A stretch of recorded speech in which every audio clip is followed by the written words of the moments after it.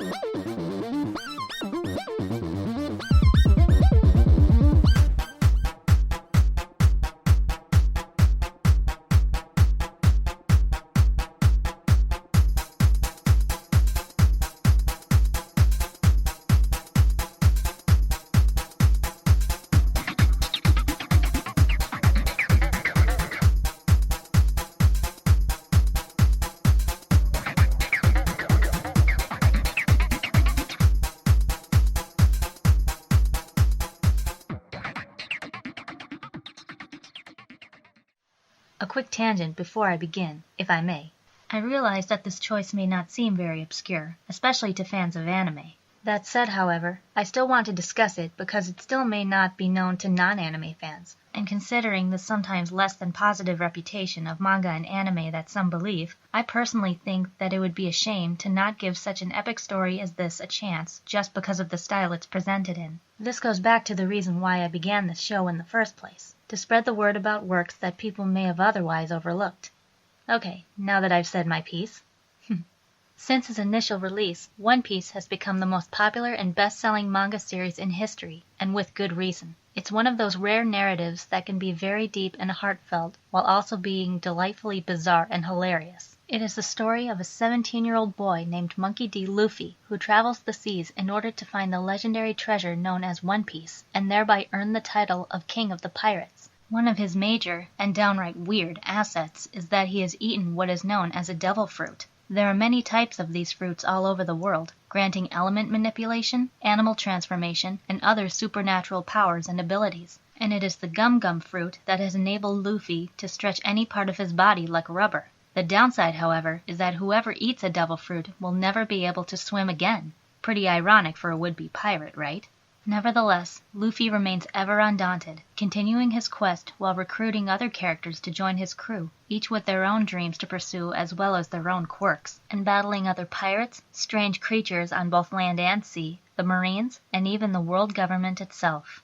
Here, Oda gives us a plot that paints a highly romantic picture of piracy, much of which was inspired by real-life pirates, traveling around the world in search of hidden treasures that only the strongest can obtain, and reaping the rewards of adventure and freedom on the high seas. But Oda takes this to a whole new level by including numerous lands, cultures, and phenomena that no sane person would ever believe possible in real waking life. From islands of giants, dinosaurs, and never-changing seasons, societies of winged folk that live in the clouds, and undersea civilizations of mermaids and fish people, to portals leading to time-frozen ship graveyards, parts of the sea where no wind ever blows, a village-sized ship of ghosts and zombies, and an island populated entirely by men ever dressed in drag. Oda peppers this world with unparalleled imagination. At first glance, Luffy's crew appeared to be the epitome of motley, no pun intended, but they are as strong-willed and committed to their dreams as he is. As of volume 50 of the manga, his crewmates include Roronoa Zoro, first mate and former bounty hunter who aspires to be the world's greatest swordsman, and who also sleeps constantly and happens to have the worst sense of direction. Nami, a beautiful, authoritative, and sometimes greedy pickpocketing navigator who dreams of charting a map of the entire world. Usopp, the crew's somewhat cowardly, slingshot-wielding sniper who loves to tell tall tales of his supposed courageous exploits and strives to become a brave warrior of the sea, just like his pirate father.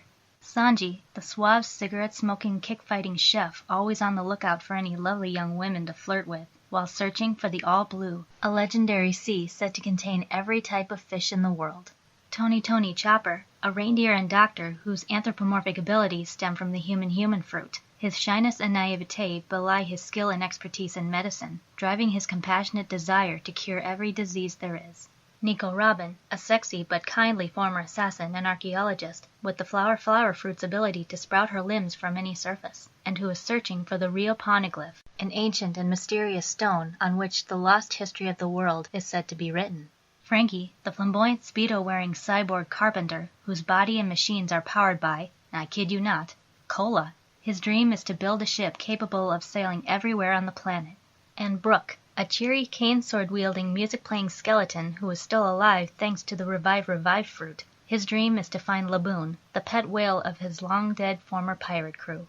Luffy and his crew are known the world over by the unusual but apt name, the Straw Hat Pirates. This is because of the straw hat given to Luffy by his idol, the famed pirate captain, red-haired Shanks, who once saved Luffy as a child from a giant sea serpent at the cost of his left arm. And before leaving Luffy's village forever, Shanks left him his beloved hat, as a symbol of Luffy's promise to Shanks to become a formidable pirate in his own right. And woe betide those, like the arrogant Captain Buggy the Clown, who dared to damage Luffy's precious hat.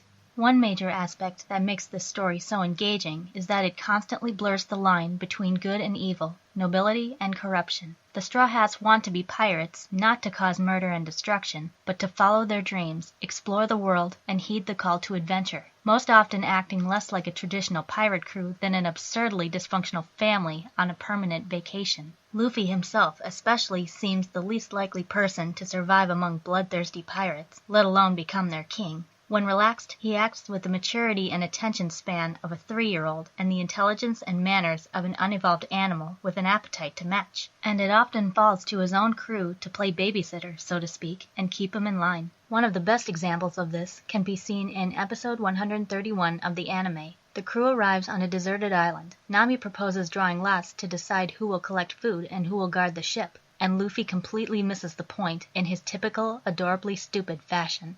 Despite this goofy and carefree nature, Luffy is much wiser than he appears and is given credit for. He could never care less about authority and will openly fight it if he believes it to be dishonest and exploitative, such as when certain marine officials use their power to satisfy their own selfish and craven whims. He will even do the same to those he deems his friends if their ideals, no matter how honorable, are inherently flawed. Like Vivi, a princess whose kingdom the crew tries to help save from Sir Crocodile, an evil warlord of the sea. This is a world in which it is conviction in one's dreams that prove the merit of a person's will and spirit, so much so that death can mean nothing. In fact, Oda himself addresses this directly in the manga. In one Q&A section, found between chapters 30 and 31 in Volume 4, a reader asks Oda why Luffy never kills his enemies after fighting them. Oda replies, quote, "The reason why Luffy never kills is this. In his era, men live by their beliefs and risk their lives to defend them. Luffy shatters the beliefs of his enemies by defeating them. For them to suffer defeat and to have their beliefs destroyed is as bad as death. Killing their bodies is beside the point. I feel that, as pirates, Luffy and his enemies care more about victory and defeat than they care about their lives." This series can easily satisfy more than just fans of pirates and pirate lore. This is a tale for anyone who wants to believe in something greater than themselves, without the often annoying constraints of normalcy and logic getting in the way. One Piece is a strange, vibrant, funny, touching, action-packed adventure that definitely lives up to the praise. Gather round next time for another tale you may have forgotten or have never heard before. Until then, listeners, may inspiration always find you.